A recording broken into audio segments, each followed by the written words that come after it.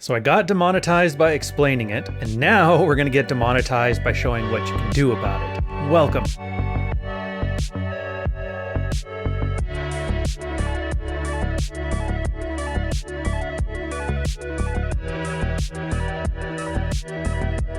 Welcome, guys, another episode of Practical Female Psychology. We're on chapter 17, episode 18.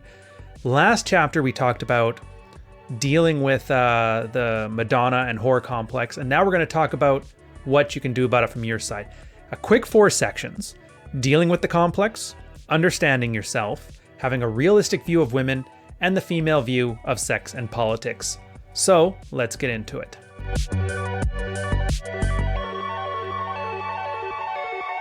So the first part about dealing with it, and this is something you're going to notice, it's a huge difference between 90% of the guys you see talking about women and sex and relationships, and then this place, this red pill space full of guys that are actually living life and not talking about women in the abstract. You'll notice 90% of the work dealing with the Madonna whore complex has nothing to do with women. It has to do with you. Again, always boils down to what do I have to do to get the achievable result that I want. So to quote here, in order for her to truly express herself sexually, a woman needs to feel that the man she chooses to be with will not expose her to ridicule.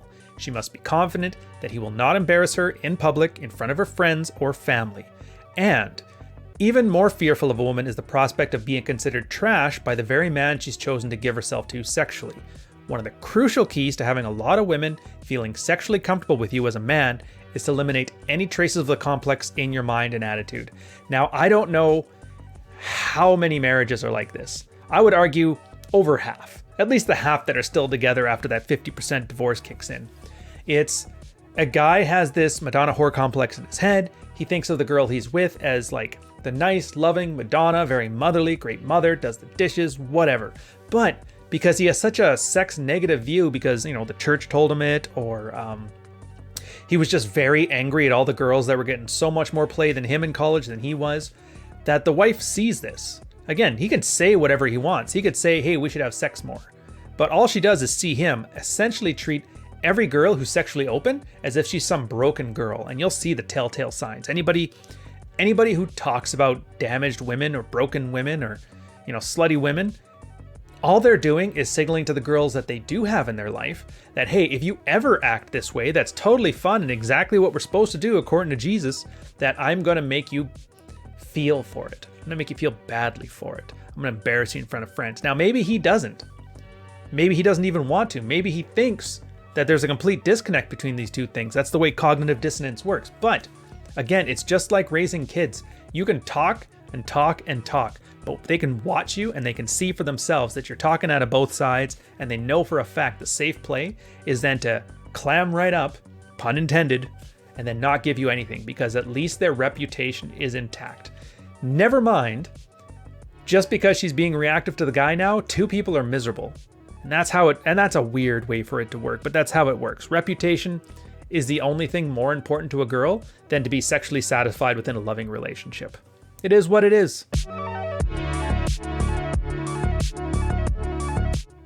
The second part is in understanding yourself. So to start off with a quote, first, make sure you're completely comfortable with the Madonna side of your relationship. This could take some work if you're currently in a rocky relationship, and you will need the baseline of trust and comfort. There are times when a woman wants to be motherly and feel like a lady. This does not mean that you will forfeit your leadership role in the relationship. However, there are times when a woman can properly enjoy taking care of her man and expressing tenderness and affection. More on this point is covered in Chapter 9, Male Qualities Attractive to Women. And they give you a couple options here. So the first thing you can do for understanding yourself is start sub-communicating that you're comfortable with sexually expressive women. That sluttiness is a sexually attractive quality, and it's also easy when it's true. Again, do you see this? A lot of guys treat the garden tool girl as if she's broken and damaged. She's not like the motherly Madonna one. But girls occasionally have this. I mean, my girl loves to pamper me now and again, and you just gotta let it happen, You gotta be a man and let her take care of you if she wants to. It's fine. Give you a bowl of soup if you're sick. It doesn't really matter. But that's the point, is that you need to understand that that girl is the same girl that could ride you like it's a rodeo, or suck start a leaf blower with you being the leaves. You get what I'm saying here? And as long as you can keep those two things together and understand that compartmentalized sexuality isn't a bad thing. Just have some discretion. If you can tell a girl that I am going to be discreet, I'm not going to embarrass you in front of friends and family, and I am not going to vilify you for doing the things that I have actively told you I've enjoyed, a girl can relax and let her guard down. Again, part of leadership is, and trust. A lot of girls talk about that. I want trust, I want validation, blah, blah, blah. They don't really either, they don't know or they can't articulate it. Part of that is sexual trust. The fact that she can act like an absolute garden tool for you, she can be your slut without it coming back to haunt her, is a freeing thing for girls. And a lot of times women are like, I can do everything a man can do and I can do it better. And you're like, well, what do I need a man for in your life? Well, how about this? A man's going to let you act as slutty as you want to be, and he's not going to shame you for it, just so long as he trusts you. Sounds like a pretty good deal to me, but what do I know? I'm just a happy guy in a relationship trying to help other people be happy in their relationships. Moving on. The second part, and I think this is more important, is to lose your ego. It's very likely that your woman fantasizes about other men once in a while, possibly even when you guys are fooling around, and that is, while you're pretending she's Pam Anderson, she may be pretending you're Jude Law or whoever, and it's normal. Deal with it. Play with it even if you're man enough.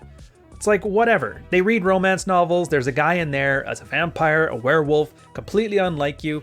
Fantasies are fantasies. In the same way that it's absolutely ridiculous when a girl calls like porn cheating, you thinking of a girl fantasizing about, stuff that's never going to happen is also not cheating. Then again, I guess for a lot of guys who play Dungeons and Dragons, you picture yourself as a wizard. Does that mean you're cheating? Who knows? The final point they make, though, is to have a realistic view of women. And if you get nothing else from this entire series of books that I've been giving you on the Sidebar series, it's that your expectations of life have become tempered based on what's right in front of you and observable. You don't live your life inside your head, you live it in front of what's in front of your eyes. So, the best way to avoid the deleterious influence of the complex is to have enough real-life experience with women. Young men should avoid committed relationships with women if they do not first have more casual relationships with them, especially if they come from the cultural background where the complex is much more present, such as in North America. Now, if you believe in marriage and want to marry that one special woman in life you meet while you're still young, then it's absolutely crucial that you pay attention to female psychology and that you dedicate yourself to understanding the female psyche and a woman's emotional life. Again, this was written in 2008. Everybody loves talking about how The Rational Male is like a groundbreaking piece of work, but it's not brand new knowledge that just came out of a hole in the ground. This stuff came from before then, and obviously before this time as well. I'm sure you can find stuff written in the 60s, stuff written in the 1600s. Again, a lot of guys are talking about how they want their virgin wife, how they want the high school sweetheart, and it's if somebody doesn't have the experience to know he's being ignorant, then his advice will stem from that same ignorance. You do not want to walk into one of these situations with zero experience. Great example for this, a lot of guys were thinking, I'm going to go make my fortune, be an entrepreneur, hide from the world in some kind of weird monetized monk mode, make myself $1 million, and then, now that I got all the skills there to be the best guy ever, that I could finally start looking at women. And a girl will see that who has a ton of experience and see you for the simp that you are. She may have initially even been attracted to you, but if everything you're signaling is, all women who have a notch count are whores, or all women who don't treat me well, or this and that, and it's a bunch of shaming and catty female-like behavior and the lack of experience to know, it's yeah, that girl with the tattoo on the small of her back can also be a great mother. She could be sexually satisfying for me, and she can also be a fun girl to take to the dinner parties because she got a tattoo that she can cover up.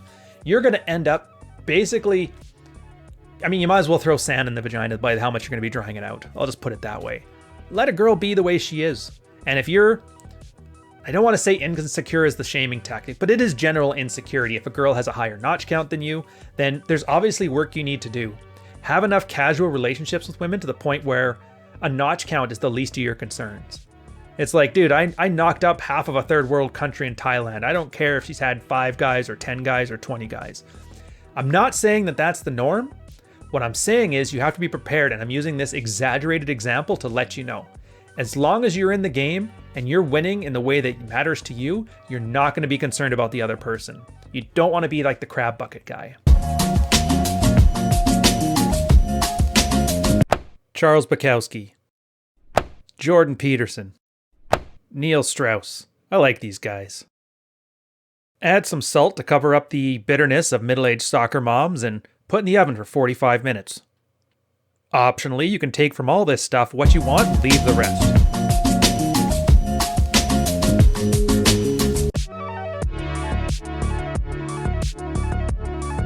The female view of sex and politics. So this section's a weird one. I'm kind of give it a quick summary here, but I'm not going to go too in depth. They have a few case studies. The first one is the pastor, Ted Haggard. If you guys don't know, he was in a marriage, and I think he got busted a couple years back for some alphabet mafia sex inside of like a bathroom in a hotel or airport, something like that. Anyways, although many of the facts of the case aren't clear, it is self-evident that Mr. Haggard was not sexually satisfied within the constraints of his marriage. Again, a lot of these guys have these weird Madonna whore sexual hangups, and they treat their girl like 100% Madonna all the time, to the point that they still have needs. They still have sexual desires, and you put a little bit of status and income into the guy to the point where he has some options, and he's essentially going to go, this girl right here, I'm going to treat her like she's made out of porcelain and not sexual at all, and then I'm going to go blow up my life by sleeping with this mistress here, and because I have no experience knowing that women are just women, I am going to screw something up and blow up my life. Case in point, Pastor Ted Haggard.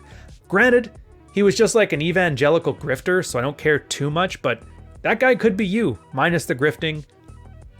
Keep in mind, the next one they use, and I kind of like this example, they used O.J. Simpson. If you guys don't know, I guess you should know, I should hope so anyway, murdered his ex-wife and her new boyfriend because she was basically cheating on him near the end of the relationship there. He's been accused of the murder of his own wife and lover. Now, evidence about his terrible jealousy towards her and his abusive behavior has been widely reported in the media.